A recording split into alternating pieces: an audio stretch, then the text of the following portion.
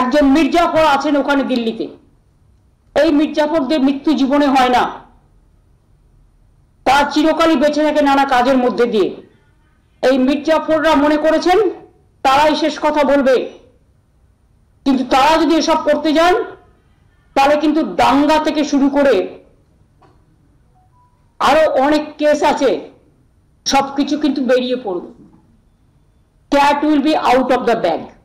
মমতা বন্দ্যোপাধ্যায়ের উপর আস্থা রাখুন, অভিষেক বন্দ্যোপাধ্যায়ের উপর আস্থা রাখুন, তৃণমূল কংগ্রেসের উপর আস্থা রাখুন। যদি অনুভব করেন যে আপনি বাদ যাচ্ছেন বা আপনি হয়রানির মুখে পড়ছেন, কারুর কোনো প্ররোচনায় পা দেবেন না, এমন কোনো পদক্ষেপ নেবেন না মাথা গরম করে যাতে অন্য কোনো সমস্যা তৈরি হয়। নমস্কার বন্ধুরা, আপনারা দেখছেন পারফেক্ট পলিটিক্স, সাদা বাংলায় রাজনীতির কথা। বন্ধুরা, এ কি হলো? মানে এসআইআর যেই নির্বাচন কমিশন ঘোষণা করে দিল, তারপরেই যেটা দেখা গেল যে তৃণমূল রীতিমতো ল্যাজ গুটিয়ে ফেলল। তৃণমূল নেত্রী মমতা বন্দ্যোপাধ্যায় এদিন ছট উৎসবে যোগও দিলেন, তিনি অনেক কথাও বললেন, কিন্তু তার মুখ দিয়ে এই এসআইআর নিয়ে একটি কথাও বেরোলো না। তিনি এ নিয়ে একটি মন্তব্য করলেন না, তার বদলে কুণাল ঘোষকে দিয়ে বেশ কয়েকটা কথা বলালেন। আর সেই কথাগুলোর মধ্যে দিয়েই প্রমাণ হয়ে গেল যে তৃণমূল কিভাবে গুটিয়ে গেছে। একেবারে বিপদের গন্ধ পেয়ে রীতিমতো নিজেকে গুটিয়ে ফেলেছে। অথচ এই তৃণমূল নেত্রী তথা রাজ্যের মুখ্যমন্ত্রী মমতা বন্দ্যোপাধ্যায় রীতিমতো নবান্নে বসে এই কথাটা বলেছিলেন যে দিল্লিতে একজন মির্জাফর রয়েছে, আর সেই মির্জাফর নাকি এমন কিছু করার চেষ্টা করছে যেটাতে দাঙ্গা ফাঙ্গা অনেক কিছুই ঝুলি থেকে বেড়াল এসব বেরিয়ে যাবে। এবং সেই সঙ্গে মুখ্যমন্ত্রী বাঙালি আবেগ উস্কে দিতে এই কথাও বলেছিলেন যে বাঙালিরা কোনো কিছুর কাছে মাথা নত করে না, ইংরেজদের কাছে মাথা নত করেনি, এই মির্জাফরের কাছে কি মাথা নত করবে? কিন্তু মাথা নত করার এখানে প্রশ্ন আসছিল কোত্থেকে কে জানে। নির্বাচন কমিশন যদি পশ্চিমবঙ্গে জেনুইন ভোটার তালিকা তৈরি করতে চায়, অবৈধ বাংলাদেশি রোহিঙ্গা অনুপ্রবেশকারীদের এদেশ থেকে তাড়াতে চায়, সেটাকে সমর্থন করা কি মানে মাথা নত করা? মানে বাঙালিকে কি ধরনের বার খাওয়ানো হচ্ছে বন্ধুরা, বুঝতে পারছেন তো? এখন যেটা দেখা যাচ্ছে যে সেই তৃণমূলই কিন্তু মাথা নত করছে। কি মাথা নত করছে? তৃণমূল এখন এসআইআর ঘোষণা হওয়ার পর এটা বলছে যে দয়া করে কিছু করবেন না, দয়া করে নাম বাদ গেলে উল্টোপাল্টা কিছু করবেন না, দলনেত্রীর উপরে ভরসা রাখুন, মমতা বন্দ্যোপাধ্যায়ের উপরে ভরসা রাখুন, অভিষেক বন্দ্যোপাধ্যায়ের উপরে ভরসা রাখুন, নাম যদি বাদ যায় তাড়াহুড়ো করে কিছু করবেন না, এমনটাই কিন্তু এখন তৃণমূলকে বলতে শোনা যাচ্ছে। আর ঠিক এই জায়গাটাতেই যেটা প্রশ্ন উঠছে যে তৃণমূল কি সত্যি ভয় পেয়ে গেল, আতঙ্কিত হয়ে উঠল যে না এবার তো খেলা উল্টে গেল? নির্বাচন কমিশনকে এসআইআর নিয়ে এত ভয় দেখানো, হুঁশিয়ারি দেওয়া, সমস্ত কিছুই তো তৃণমূলের তরফে করা হয়েছিল। খোদ তৃণমূল নেত্রীর তরফে হুঁশিয়ারি দেওয়া হয়েছিল যে এ রাজ্যে এসআইআর হলে শুধু বাংলা না, মানে সারা দেশে তিনি অনেক কিছু করে দেবেন। কিন্তু বাস্তবে যখন নির্বাচন কমিশন বুকের পাটা দেখিয়ে এসআইআরটা ঘোষণা করেই দিল, তখন কিন্তু রীতিমতো তৃণমূলের ভোল পাল্টে গেল, তৃণমূলের গলার সুর পাল্টে গেল। আর সেই সুরটা কিভাবে পাল্টালো সেটা বন্ধুরা দেখুন। একজন মির্জাফর আছেন ওখানে দিল্লিতে। এই মির্জাফরদের মৃত্যু জীবনে হয় না, তার চিরকালই বেঁচে থাকে নানা কাজের মধ্যে দিয়ে। এই মির্জাফররা মনে করেছেন তারাই শেষ কথা বলবে, কিন্তু তারা যদি এসব করতে যান তাহলে কিন্তু দাঙ্গা থেকে শুরু করে আরো অনেক কেস আছে, সবকিছু কিন্তু বেরিয়ে পড়বে। Cat will be out of the bag. NRC নিয়ে খেলবার চেষ্টা করবেন না, এবং এসআইআর এর নাম করে ভোটার, জেনুইন ভোটারদের ভাগ দিলে মনে রাখবেন যা অন্য রাজ্য করতে পারে না, বাংলার মানুষ কিন্তু অনেক স্ট্রং, তারা ব্রেভ। বাংলার মা বোনেদের অনেক শক্তি, বাংলার ভাই বোনেদের, স্টুডেন্ট, ইউথ, কিষাণ, শ্রমিক থেকে শুরু করে তাদের অনেক শক্তি। প্রত্যেকটা কমিউনিটি নিজেদের জন্য লড়াই করে, এবং সেই জন্যই ইংরেজ আমলে ইংরেজরা বাংলার মানুষের সাথে পারেনি বলে, যখন ক্যালকাটা ছিল পরাধীন আমলে ভারতবর্ষের রাজধানী, তখন কলকাতা থেকে ক্যাপিটাল সরিয়ে নিয়ে যেতে বাধ্য হয়েছিলেন দিল্লিতে। তার কারণ তারা বাংলা স্বাধীনতা সংগ্রামীদের সাথে পেরে উঠছিলেন না। আজকে বিজেপিকেও আমি আবেদন করব, আগুন নিয়ে খেলবেন না, কন্ট্রোল ইউর সেলফ ফার্স্ট। আপনার মিনিস্টার যদি কাজ শুরু হওয়ার আগেই বলে 1.5 কোটি ভোটার বাদ দেবে, ফার্স্ট আপনি মিনিস্টারকে বাদ দিন, আর তা নাহলে বলুন এগুলো চক্রান্ত। দুটো একসাথে চলবে না, পরিষ্কার বলে গেলাম। একদিকে মানুষকে কোথায় সাহায্য করবে সেদিকে মন নেই, নির্বাচন করা ছাড়া এই গভর্নমেন্ট অফ ইন্ডিয়া কোনো কাজ করে না। 15 দিনের মধ্যে ফাইনাল লিস্ট বের করতে হবে, হয় নাকি?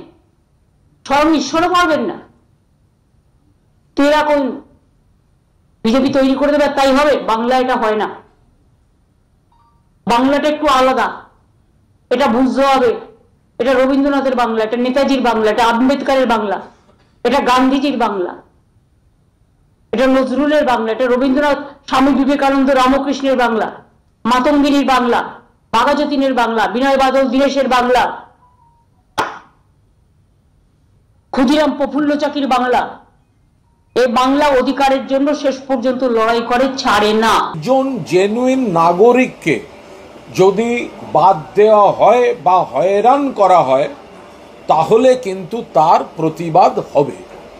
আমরা নির্ভুল স্বচ্ছ ভোটার তালিকা চাই, আমরাই বলেছিলাম, মমতা বন্দ্যোপাধ্যায়ই বলেছিলেন। এখন সেটা করতে গিয়ে যদি জেনুইন ভোটার বা জেনুইন সিটিজেন নাগরিককে তাদের যদি হয়রান করা হয়, তার বাবা কোথায় ছিলেন, তার মা কোথায় ছিলেন ইত্যাদি ইত্যাদি, যদি উদ্দেশ্য দেখা যায় জেনুইন ভোটারদের কাউকে বাদ দেওয়া হচ্ছে, সেক্ষেত্রে কিন্তু 1 লক্ষ কর্মী সমর্থক নিয়ে গিয়ে দিল্লিতে নির্বাচন কমিশনের অফিস ঘেরাও হবে। কারণ আমরা চাই ত্রুটি মুক্ত ভোটার তালিকা।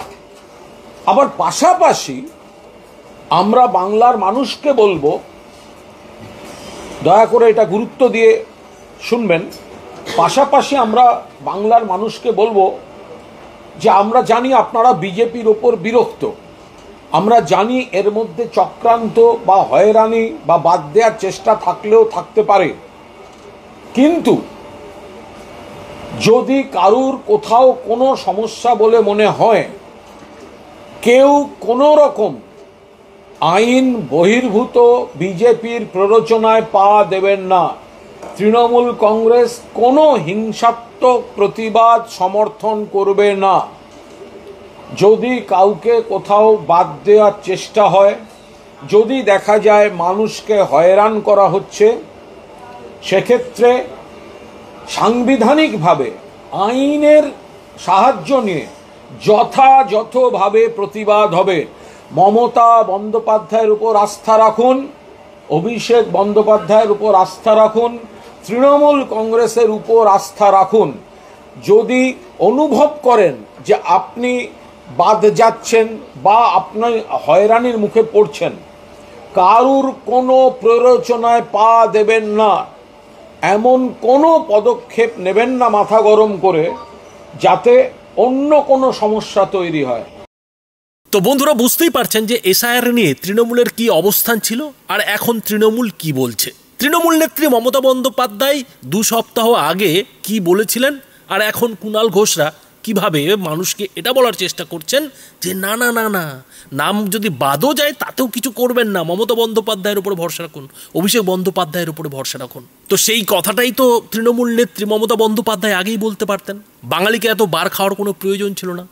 যখন তিনি নবান্নে বসে মুখ্যমন্ত্রীর চেয়ারে বসে রীতিমতো দাঙ্গা ফাঙ্গার কথা বলছিলেন, ঝুলি থেকে বেড়াল বের করার কথা বলছিলেন, তখনই তো এই কথাগুলো বললে হতো যে যারা সত্যিকারের ভোটার তাদের যাতে নাম না বাদ যায়, তাদের যদি নাম বাদ যায় তাহলে কিন্তু তৃণমূল ছেড়ে কথা বলবে না। তৃণমূল কিন্তু নির্বাচন কমিশন ঘেরাও করবে, জেনুইন ভোটারদের নাম কোনোভাবেই বাদ দেওয়া যাবে না। হ্যাঁ, যারা মৃত ভোটার, যারা ভুয়ো ভোটার, যারা বাংলাদেশি, রোহিঙ্গা, অবৈধ ভোটার, তাদেরকে যদি ইলেকশন কমিশন নাম বাদ দেয় তাতে তৃণমূলের আপত্তি নেই। তৃণমূল এই এসআইআরকে বরং সমর্থন করবে, এই পশ্চিমবঙ্গে এসআইআর করতে সাহায্য করবে, নির্বাচন কমিশনকে সব রকমের সাহায্য করবে। কিন্তু সেই কথাগুলো তো তখন নেত্রী বলেননি। তখন তিনি উল্টো কথা বলেছিলেন তখন তিনি বাঙালিকে বার খাইয়েছিলেন। আর সেই বার খেয়েই তৃণমূলের ছোট ছোট মানে ওই 100 গ্রাম 50 গ্রামের নেতারা হুমকি হুঁশিয়ারি দিতে শুরু করেছিলেন। তারা মানুষকে খচাতে শুরু করেছিলেন, তারা মানুষকে একেবারে উস্কানি দিতে শুরু করেছিলেন যে এসআইআর হলেই একেবারে যা করার শুরু করে দিতে হবে। কিন্তু এসআইআর যখন ঘোষণা হয়েই গেল তখন তৃণমূলের রীতিমতো একেবারে ল্যাজ গুটিয়ে গেল। আর তৃণমূল নেতৃত্ব কোনো কথাই বললেন না, কোনো মন্তব্যই করলেন না। হয়তো তিনি পরে মন্তব্য করবেন, এ নিয়ে আবার একটা যুক্তি তো তাকে খাড়া করতে হবে, তো সেই যুক্তিটা আবার মাথায় আসতে হবে, ভাবতে হবে। তবে এই এসআইআর যে হচ্ছে এইটার আগে আবার তৃণমূল নেত্রী ঠিক তলে তলে লুকিয়ে লুকিয়ে যা কাজটা করার করে দিয়েছেন। আরও হয়তো অনেক কিছু করবেন, যেটা রাজনৈতিক বিশ্লেষকরা বলছেন যে তৃণমূলের এই অবস্থা হওয়ার পেছনে কারণটা হচ্ছে তৃণমূল ভালো মতোই জানে যে এই সব উল্টোপাল্টা কথা বলে মানে এসআইআরের বিরুদ্ধে হ্যান কারেঙ্গা তেন কারেঙ্গা বলে বাঙালিকে বার খাওয়ানো যেতে পারে, কিন্তু নির্বাচন কমিশনকে ঠেকানো যাবে না, আটকানো যাবে না, আর এ নিয়ে মামলা লড়েও যেতে যাবে না। ফলে এখন উপায়, নির্বাচন কমিশন যখন এসআইআর ঘোষণা করেই দিয়েছে, ফলে সুর তো পাল্টাতেই হবে, ঢোক তো গিলতেই হবে। এখন উপায় হচ্ছে যে যদি রাজ্যে এসআইআর নিয়ে কোনো ধরনের বাধার সৃষ্টি হয়, মানে সত্যি সত্যি নেত্রীর কথায় গাছে উঠে, মানে কারা বুঝতেই পারছেন, মানে ওই যে দুধেল গায়েরা, তারা যদি এসআইআরে বাধা দেওয়ার চেষ্টা করে, সে নিয়ে যদি একটা অপ্রীতিকর কোনো ঘটনা ঘটে, তাহলে কিন্তু রাজ্যে রাষ্ট্রপতি শাসন জারি হয়ে যাবে। আর সে কথা তো শুভেন্দু অধিকারী আগেই বলে রেখেছেন যে যদি এসআইআর না হয় তাহলে ভোটও হবে না, আর ভোট যদি না হয় তাহলে 4 মের পর এ রাজ্যে আপনা আপনি রাষ্ট্রপতি শাসন জারি হয়ে যাবে। আর রাষ্ট্রপতি শাসন জারি হয়ে যাওয়া মানে এসআইআর আরও ভালো করে হবে, কেন্দ্রের নরেন্দ্র মোদী সরকারের তত্ত্বাবধানে হবে। তখন তো আরও ওই সব অবৈধ ভুয়ো ভোটারদের একেবারে খুঁজে বের করে করে বেশ ভালো মতো করেই রগড় করা যাবে। আর সেই যে শুভেন্দু অধিকারীর কথা, সেটাই এখন তৃণমূল নেত্রী মমতা বন্দ্যোপাধ্যায় কিংবা কুণাল ঘোষদের বারবার মনে পড়ছে। তারা বুঝতে পারছে যে যেভাবে বিজেপি ফাঁদটা পেতেছে, মানে সত্যি সত্যি যদি মমতা বন্দ্যোপাধ্যায়ের কথা ঠিক হয় যে অমিত শাহের নির্দেশেই অঙ্গুলি হিলনেই নাকি এ রাজ্যে এসআইআর হচ্ছে, ভুয়ো ভোটারদের বাদ দেওয়ার চেষ্টা চলছে, তাতে নির্বাচন কমিশন এমন ছক কষা কষেছে যে তৃণমূলের বের হওয়ার উপায় নেই, তৃণমূলের এখান থেকে মাথা গলানোর কোনো উপায় নেই। আর সেইটা এখন হারে হারে বুঝতে পারছে বলেই কিন্তু তৃণমূল রীতিমতো একেবারে ভোল পাল্টে ফেলেছে। তৃণমূলের গলার সুর নরম হয়ে গেছে, তৃণমূল উল্টো কথা বলতে শুরু করছে, কুণাল ঘোষরা একেবারে আতঙ্কে এসআইআরকে সমর্থন করতে শুরু করেছে। তারা বলতে শুরু করছে যে এসআইআর তো নাকি মমতা বন্দ্যোপাধ্যায় চেয়েছিলেন।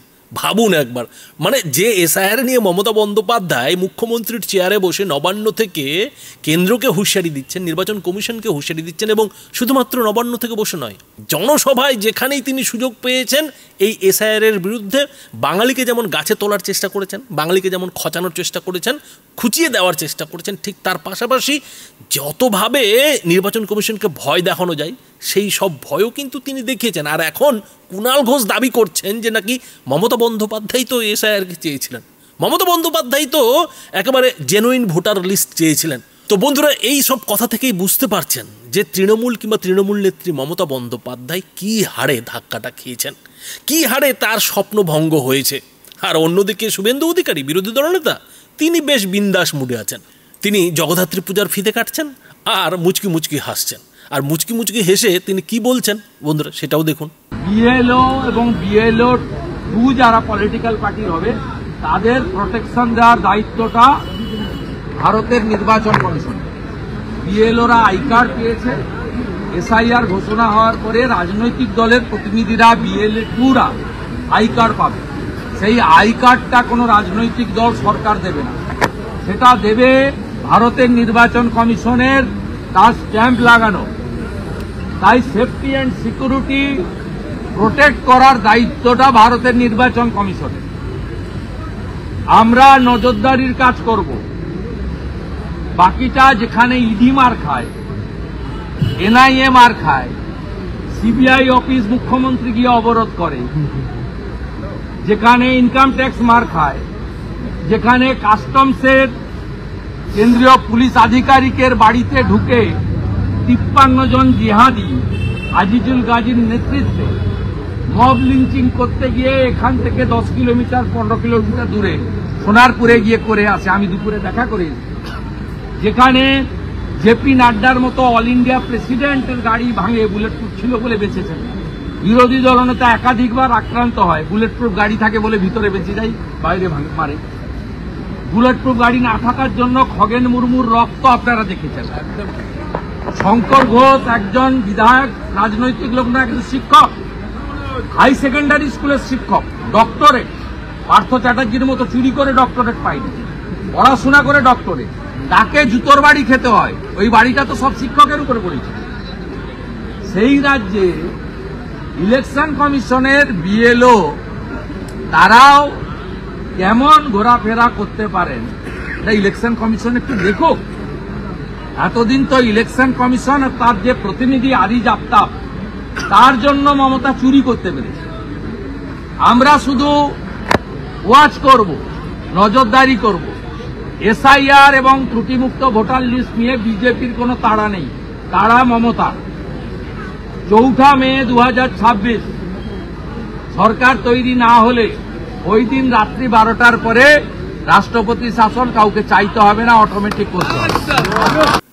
তো বন্ধুরা, বুঝতেই পারছেন যে শুভেন্দু অধিকারী কিন্তু একেবারে আত্মবিশ্বাসী হয়ে বসে রয়েছেন। তিনি পরিষ্কার বলটা ঠেলে দিয়েছেন নির্বাচন কমিশনের দিকে, কেন্দ্রের নরেন্দ্র মোদী সরকারের দিকে। পরিষ্কার বলছেন যে এসআইআর সফল হবে কিনা, এসআইআর এ রাজ্যে ঠিকঠাক মতো করা যাবে কিনা, সেটার পুরো দায়িত্ব কিন্তু নির্বাচন কমিশনের, কেন্দ্র সরকারের। তার মানে রাজনৈতিক বিশ্লেষকরা যেটা বলছেন যে শুভেন্দু অধিকারী এখন মজা নিচ্ছেন। তিনি এখন খেলা দেখতে চাইছেন যে এতদিন তো এ রাজ্যের বিজেপি নেতারা মমতা বন্দ্যোপাধ্যায়ের বিভিন্ন হুঁশিয়ারির বিরুদ্ধে লড়াই করেছেন, বিভিন্ন অত্যাচারের বিরুদ্ধে লড়ে যাচ্ছেন। আর সে নিয়ে কেন্দ্রের বিজেপি নেতাদের, মানে মোদী শাহদের কিছু বলতে গেলে তারা বলছেন কি, তারা বলছেন না না না না, সাবধানে করো, শান্তিতে করো।